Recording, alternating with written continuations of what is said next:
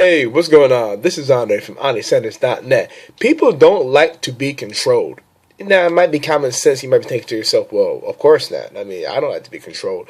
But it's unfortunate that people do let, certain situations, people do so.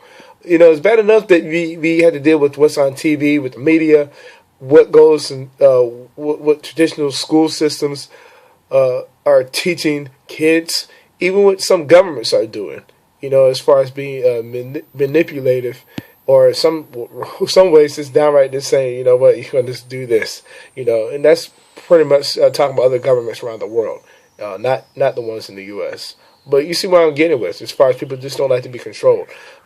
How do you get out of that quote-unquote controlled mentality? Well, for one, I always refer to knowing what you want. When I'm talking with, let's say, somebody who might be, perfect example, a single mom who, let's say, for whatever reason was, had been divorced. And it's unfortunate, but it's interesting, too, besides this, because we know most of the divorces here in today's times are, for starters, because of financial problems. But for some other ones, I've heard in conversations in the last few years as far as some women saying, oh, he was so controlling. And I've even heard that with some guys, too, with some of their maybe ex-wives or ex-girlfriends or whatever. You see what I'm saying? It does go both ways. But the thing is, it's like, why in the world would you want to be controlled from somebody? As far as, why would you want them just to do that? Again, that's just an example here in our relationships. Unfortunately, you see it in business as well, as far as people, accepting to be controlled.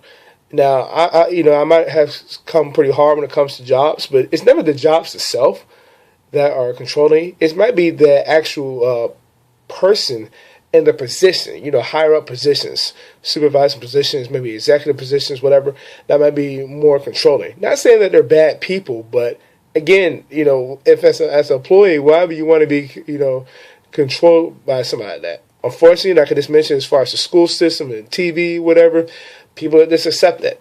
And then they basically sit in that same job, always upset, excited for Friday, depressed when it comes Sunday evening, and they go through that same cycle year after year. It's like, what in the world? But, you might hang around friends and talk about, oh, I don't like to be controlled or whatever. Well, it comes down to, for one, your thinking. Are you controlling your thinking? And I mentioned some other examples earlier as far as, media, unfortunately, the school system, traditional school system, as far as trying to control the way you think, getting upset over what's on TV, what trash on as far as the news.